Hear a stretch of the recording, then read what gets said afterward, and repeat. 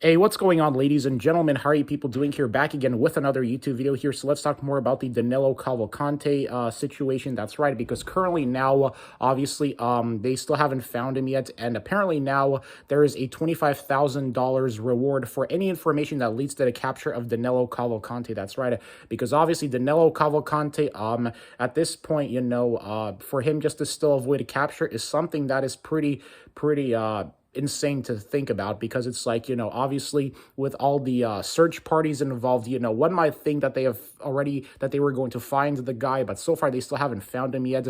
And apparently, they've also, I guess, promised to prosecute anybody who's helping him, because technically, anybody that's aiding him, basically the only thing they are doing is harboring a fugitive, because, obviously, if somebody is wanted, and there's people that are basically harboring the fugitive, then they can be prosecuted for that as well, because, I have read stories before where people who have harbored fugitives, they got sent to prison. For example, this reminds me of the Yasser Abdel Said case, the guy who recently was convicted and sentenced to life in prison for, unaliving his two daughters in Irving, Texas. He was on the run, and, apparently, like, I guess his brother was harboring him, and, he got, his brother, I guess, got sentenced either 10 or 12 years in prison from what I remember. So, all I have to say is, if you're harboring Danelo Cavalcante, well, then you're going to be prosecuted, because obviously, harboring a fugitive, that is obviously something that is, I think it's almost like a felony. Yeah, I believe it's a felony,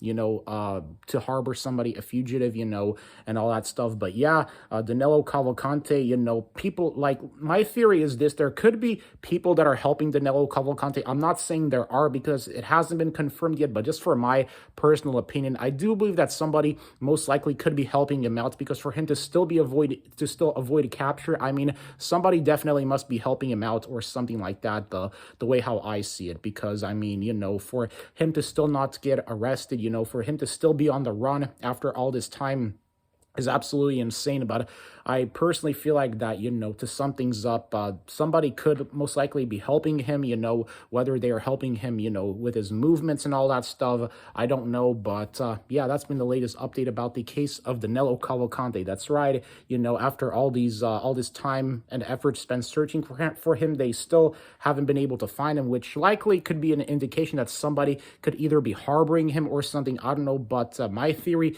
is that I personally think somebody could be harboring him. So yeah.